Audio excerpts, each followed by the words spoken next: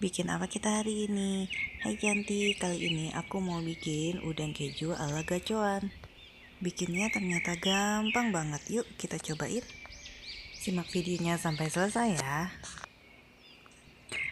Pertama-tama siapkan ayam filet. Di sini aku pakai ayam paha filet, tapi kalau mau pakai dada juga boleh. Kemudian ayamnya akan kita haluskan dicampur dengan 2 sendok makan tepung tapioka atau tepung sagu. Tambahkan 1 butir telur dan ini akan kita masukkan juga ke dalam chopper.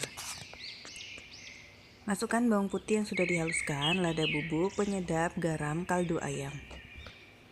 Masukkan juga 1 sendok teh kecap asin. Ini semua bahan kita campurkan semua. Lanjut kita masukkan juga gula pasir, 1 sendok teh kecap Inggris, dan 1 sendok teh saus tiram. Nah, ini bahannya sudah kita campurkan semua. Ini akan kita haluskan. Chopper semua bahan sampai benar-benar halus. Atau mau dicoper kasar juga boleh ya, sesuai selera aja. Tambahkan udang, ini udang segar kita masukkan. Ini akan kita chopper kembali dan ini akan dicoper kasar aja supaya nanti di dalam udang kejunya itu tekstur udangnya masih terasa.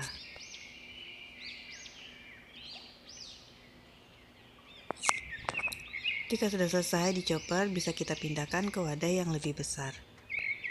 Dan saatnya ini untuk kita cetak.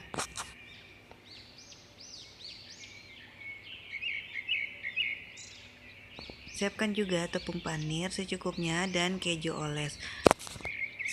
Dan sebelum kita mencetak, tangannya jangan lupa dipasangkan plastik glove ya, supaya nanti tidak lengket saat kita mencetak adonannya. Ambil adonan 1 sendok, kemudian masukkan keju yang sudah kita potong memanjang. Tutup dan rapatkan kejunya sampai benar-benar tertutup sama adonan ayam dan udang. Di sini aku pakai keju oles ya, tapi kalau teman-teman mau pakai keju mozzarella atau wheat milk juga boleh. Aku pakai keju oles selain harganya murah, karena kalau udah dingin kejunya dia tetap lembut dan lumer. Jika adonannya sudah dibentuk rapi seperti ini, langsung kita tuangkan ke dalam tepung panir. Nah, ini adonannya bisa kita baluri dengan tepung panir langsung ya, tidak perlu pakai adonan pencelup lainnya. Boleh sambil ditekan-tekan sedikit supaya tepung panirnya nempel ke dalam adonannya.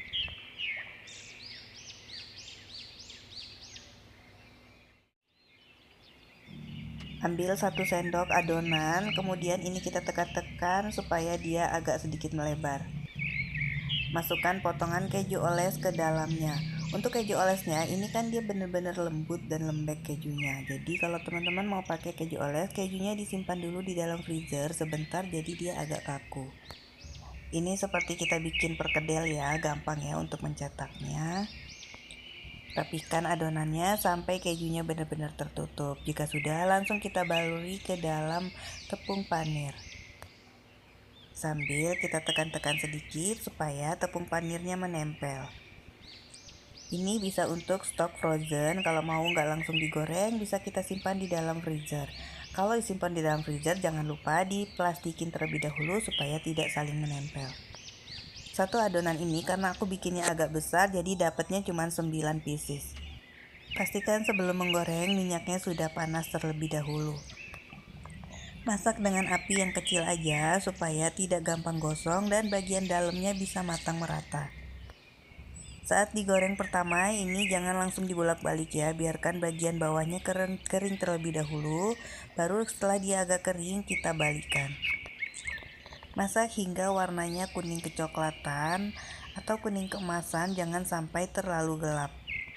Karena kita menggoreng dengan api yang kecil, jadi ini menggorengnya agak sedikit lama, kita cek aja jangan sampai dia warnanya kecoklatan. Kalau dirasa sudah matang dan sudah kering, bagian kulitnya bisa kita langsung angkat.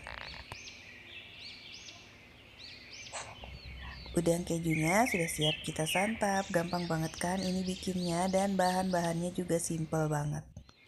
Wanginya ini benar-benar harum banget saat digoreng. Dan ini kejunya saat kita potong seperti ini, dia emang gak molor seperti keju mozzarella, tapi ini kejunya benar-benar berasa banget. Kejunya lumer dan saat digigit itu benar-benar berasa banget kejunya. Makannya jangan lupa dicocol dengan saus Bangkok supaya rasanya lebih enak lagi. Adonan kulit ayamnya ini lembut banget, nggak keras sama sekali, dan ini bener-bener rasanya pas dan enak. Dijamin ini tuh anak-anak bakalan suka banget. Gimana, gampang banget ya ternyata bikinnya. Ini tuh bisa jadi sebagai ide cemilan di rumah atau bekal sekolah anak, dan juga bisa dijadikan sebagai ide jualan. Selamat mencoba di rumah, semoga video ini bermanfaat. Terima kasih sudah menyaksikan video saya sampai selesai. Jangan lupa tunggu video-video saya yang lainnya. Selamat makan.